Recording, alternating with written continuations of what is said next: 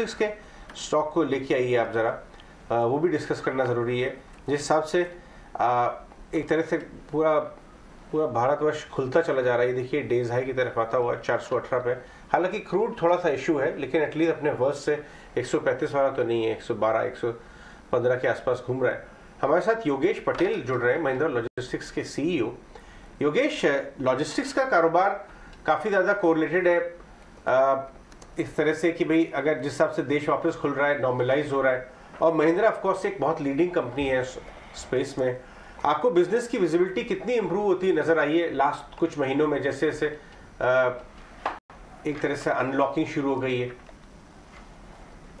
इसे लास्ट 1 साल 1.5 साल से काफी उतार चढ़ाव देखने को मिले हैं। और पिछले कुछ महीनों से अगर आप देखें कि हमारी मैन्युफैक्चरिंग सेक्टर में ऑटोमोटिव का काफी ज्यादा वेटेज रहता है, और उसकी जो सप्लाई सिचुएशन थी कंपोनेंट्स की, वो ग्लोबली इम्पैक्टेड रही थी।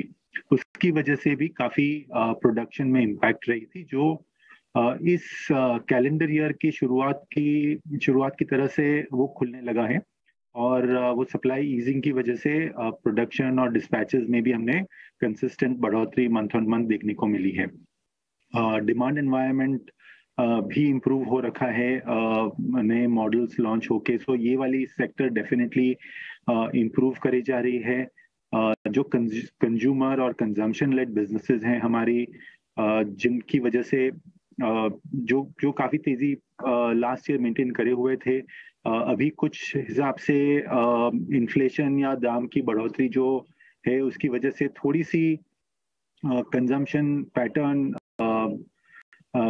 सॉफ्ट रही है। पर सारी कंपनियों की सप्लाई चेन की रिक्वायरमेंट जो है वो नए नॉर्मल को एडजस्ट करने के लिए काफी रिकन्फिग्रेशन की तरह बढ़ी जा रही है। तो उस हिसाब से अगर आप देखें तो ये सेक्टर अभी सभी तरफ से डिमांड, अगर आप डिमांड साइड या प्रोडक्शन साइड से देखें या फिर सप्लाई या कंजम्पशन साइड से देखें, काफी इम्प्रूवमेंट एरिया है, और उसकी वजह से डिमांड एनवायरनमेंट भी इम्प्रूवमेंट पे है। Good morning Yogesh. Of course logistics space पर आप अपना नजरिया बता रहे हैं और डिमांड एनवायरनमेंट जो है वो भी काफ़ी इंप्रूवमेंट पेस पर नजर आ रहा है, लेकिन कई सारे ऐसे स्पेसेस हैं जो कि फिलहाल इस बाजार में भी परफॉर्म करने की कोशिश कर रहे हैं। One such is pharma as well, pharmaceutical, health care, diagnostic space पर आप अपना नजरिया क्या रखते हैं?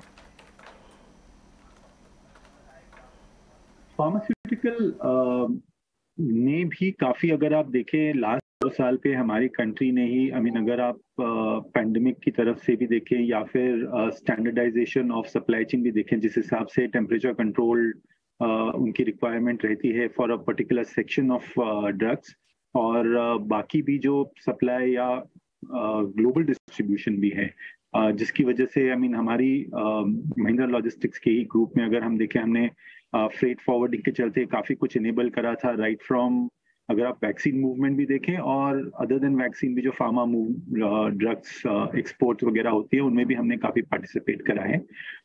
डोमेस्टिक लेयर पे इसकी एफिशिएंसी इम्प्रूवमेंट और कंसोलिडेशन की कन्वर्जेशंस या रिक्वायरमेंट्स कस्टमर की रहती हैं, और इसी लाइन पे ये एफिशिएंसी इम्प्रूवमेंट की तरह ज्यादा रुख रखेगा। चूँकि ना एक सब्सिडरी है लॉर्ड्स के नाम से, जो कि इंटरनेशनल बिजनेस से डील करती है, इम्पोर्ट और एक्सपोर्ट्स। एक बार ज़रा ये बताएंगे यहाँ पे कितना क्या पोजीशन एक्चुअली चल रही है और कितना इम्प्रूव होने के चांसेस हैं?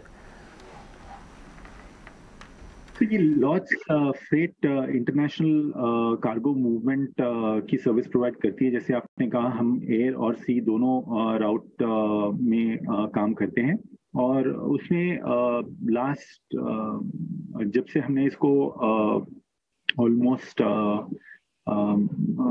ऑलमोस्ट होली ओन्ड सब्सिडरी की तरह हमने उसको अक्वायर कर लिया है, तब से हमने देखा है काफी फोकस रहा है हमने इसको हमारे ओवरऑल जो सप्लाई चेन ऑफरिंग है उसमें इंटीग्रेट करके एक इंटीग्रेटेड ऑफरिंग हमारे कस्टमर्स को एक्सटेंड करने की प्रपोजिशन भी बना ली है, और इसकी वजह से इसकी ग्रोथ सिग्निफिकेंट रही है। अगर आप 3-4 साल पहले अगर उसकी मेजरमेंट देखेंगे तो फ्रेट हमारी कंपनी का कंसोलिडेटेड रेवेन्यू का 5% हिस्सा हुआ करता था।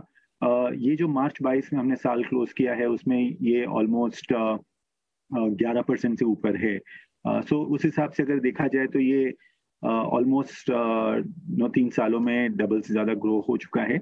और इसकी जो स्ट्रेंथ हमने एक्स्ट्रा रूट्स पहले हम पैन ग्लोबल, अगर आप हांगकांग, चाइना, इंडिया रूट्स देख ले या इंडिया, यूरोप, इंडिया, यूएस, इन सब ने हमने कंसोलिडेट करके पोजीशन बनाई है, जिसकी वजह से ये ग्रोथ सस्टेन और स्टेडी किया जा सकता है।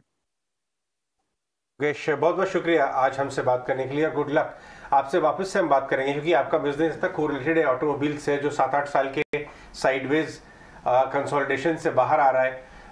डिमांड भी अच्छी है धीरे धीरे। इनफैक्ट आज इंड्योरेंस ने बताया हमें कि सेमीकंडक्टर की शॉर्टेज की भी उनको विजिबिलिटी आ रही कि खत्म हो जाएगी जैन तक। तो क्लियरली एक सेक्टर में काफ़ी अच्छा बूस्ट है और आपका सेक्टर। चलिए आगे चलते हैं और अब हम